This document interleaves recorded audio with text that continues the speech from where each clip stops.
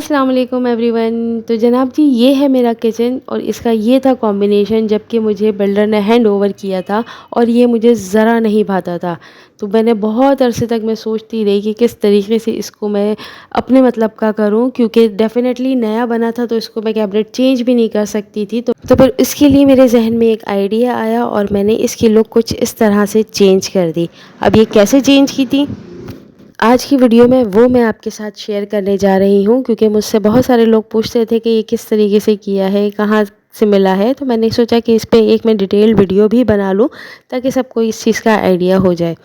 तो जी, इस लुक में लाने के लिए यहाँ पर मैंने यूज़ किया है वुड पेपर का, जो कि स्टिकी पेपर होता है और वो फ्लैट सरफेस पे बहुत अच्छे तरीके से लग जाता है।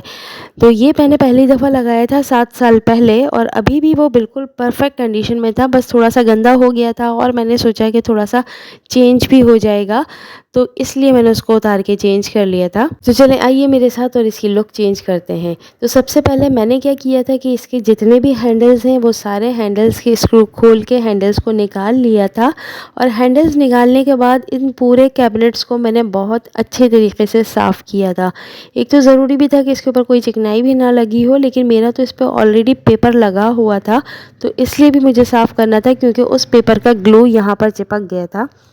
और इसकी स्टिकीनेस इतनी अच्छी है कि मुझे ये पुराना पेपर जो मैंने उतारा है उसमें मुझे बहुत ज़्यादा मेहनत करनी पड़ी थी। बहुत अच्छे तरीके से स्टिक हुआ हुआ था और वो 7 साल तक इसका कुछ भी नहीं बिगड़ा है। और उसको लगाने के बाद एक चीज़ और हुई कि मेरे ये जो कैबिनेट्स हैं ये बिल्कुल नीट एंड क्लीन है, कहीं से ख़राब नहीं हुए, कहीं से गले नहीं, कहीं से झड़े नहीं।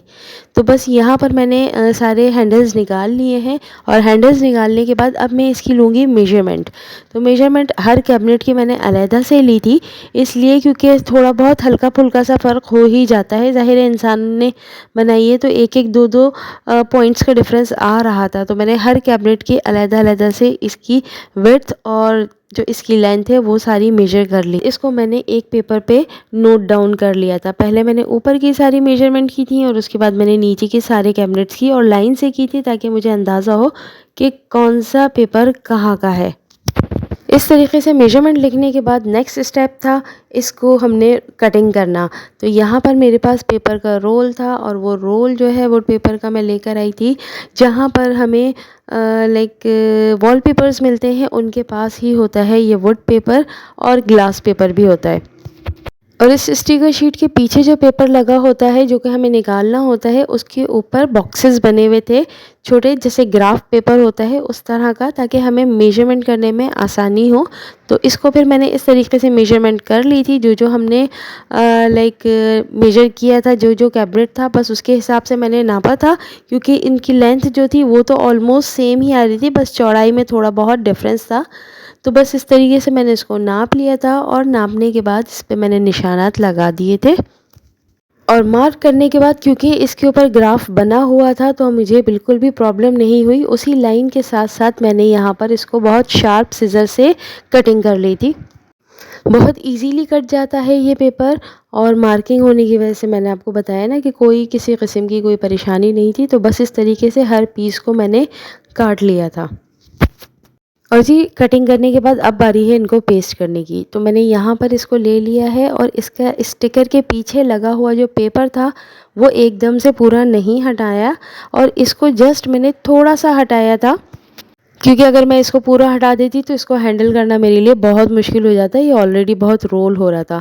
तो अब यहाँ पर मैंने, अगर आपको क्लियरली नज़र आ जाए जिस तरीके से मैं कर सकी, क्योंकि मैं सिंगल हैंडेडली कर रही थी, तो यहाँ पर मैंने ऊपर बिल्कुल टॉप पे ले जाकर इसको, वो जो छोटा सा पीस मैंने हटाया था, एक स्ट्रिप पूरी हटाई थी, यहाँ पर ले जाके मैंने बहुत अच्छे तरीके से इसको पेस्ट कर दिया था। पेस्टिंग एजेस जो हैं इसके बहुत अच्छे तरीके से पेस्ट करने हैं। अगर वो नहीं निकले तो आपका ये शीट सालों साल लगी रहेगी, इसको कुछ भी नहीं होगा। लेकिन अगर एजेस कहीं से लूज़ हो गए तो फिर ये निकल कर भी आ सकती है और बच्चे इसको नोच भी सकते हैं।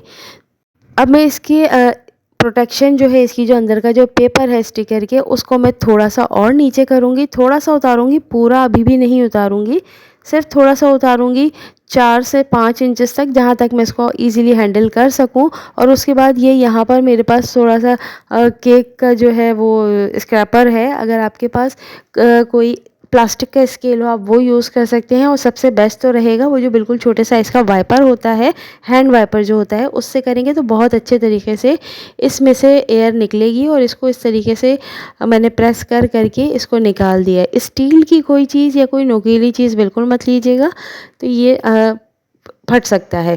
तो बस इस तरीके से मैंने इसको कर दिया है, और अगेन इसके एजेस में बहुत अच्छे तरीके से दबाऊंगी, और बस इसको दोबारा से थोड़ा सा खोलूंगी, और उसके बाद इसको मैं पेस्ट करती जाऊंगी। तरह के सल आ भी जाते हैं कभी, तो इसको हम आराम से ऊपर वापस से निकाल के दोबारा से भी पेस्ट कर सकते हैं। और बस इसी तरीके से मैं इसको पूरे को कवर कर दूंगी, कहीं से भी बबल ना रहे, कहीं से भी कोई भी लाइक शेल ना रहे इसके अंदर।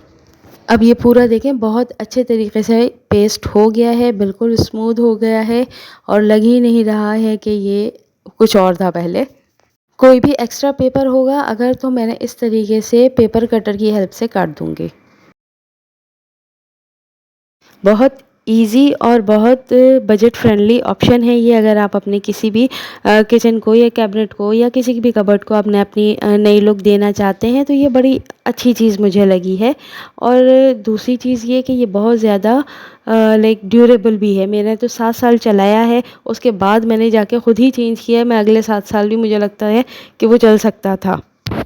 और दूसरी चीज़ ये बड़ा ही लाइक ये भी है कि आपको कभी भी आप इससे बोर हो जाएं, लुक से बोर हो जाएं, चेंज करना चाहें, कलर चेंज करना चाहें, तो आराम से इसको उतारें, दूसरा पेपर लगा दें, और ये पीछे की जो आपकी जो शीट्स हैं उनको बड़े अच्छे तरीके से प्रोटेक्ट कर रहा है। तो बस अब आप ये देखें इसमें कितना डिफरेंस आ गया है, दोनों कलर में कॉम्बिनेशन में कितना डिफरेंस आ रहा है। तो इस तरीके से बहुत अच्छे तरीके से हम अपने किचन को रिनोवेट कर सकते हैं, अपग्रेड कर सकते हैं, और थोड़ी सी लुक चेंज करने से इंसान भी फ्रेश फील करता है, बोर नहीं होता। तो ये मुझे बहुत अच्छा ऑप्शन लगा। कन्वीनियंट इतना है कि ये मुझे इस 6 कैबिनेट्स ऊपर थे, 6 कबर्ड्स इसके नीचे हैं, तो ये मुझे टोटल कॉस्ट पड़ी थी 1900 का ये पेपर आया था।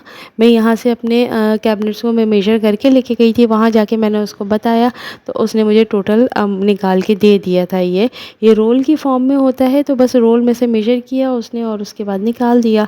तो ये कोई इसमें फटीक नहीं है, कोई परेशानी नहीं है, किसी लेबर को आपको बुलाना नहीं पड़ता, बहुत आसानी से। लाइक ये मैंने तो पूरे किचन का अकेले खुद ही लगा लिया, कोई परेशानी नहीं हुई। अच्छा, अब इसको लगाने में समटाइम्स इस तरह के छोटे से बबल्स आ जाते हैं, तो इसके लिए परेशान होने की कोई ज़रूरत नहीं है, बहुत ही आसान है। इसके लिए मैंने यहाँ पर ले ली है एक अदद पेन, और पेन को लेके इसमें मैं प्रिक करूँगी, इसमें होल हो जाएगा, और इस तरीके से फिंगर से दबा के मैं सारी हवा बाहर निकाल दूँगी, तो ये बिल्कुल सेटल हो जाएगा और पता भी नहीं चलेगा कि यहाँ पे कोई बबल भी था। तो जी, अब ये है मेरे किचन की फ़ाइनल लुक कबर्ड्स चेंज होने के बाद, और अब मैं बहुत ज़्यादा सेटिस्फाइड हूँ। अब आप भी मुझे बताइएगा कि ये मेकओवर कैसा लग रहा है, क्या वो पहले वाला सही था या अब ये सही है। तो वीडियो अगर आपको मेरी पसंद आ रही है तो लाइक, शेयर और कमेंट करना बिल्कुल मत भूलिएगा। चैनल पर नए हैं तो सब्सक्राइब करके बेल आइकन लाजमी प्रेस कीजिएगा। थोड़ी सी एफ़र्ट्स के साथ, थोड़ी सा अमाउंट लगा के हम अपने लाइफस्टाइल को भी चेंज कर सकते हैं, और हम अपने सराउंडिंग्स को भी चेंज कर सकते हैं। और मैं अब आपसे इजाज़त चाहती हूँ। दुआओं में याद रखिएगा, अपना बहुत ख्याल रखिएगा। अल्लाह हाफ़िज़।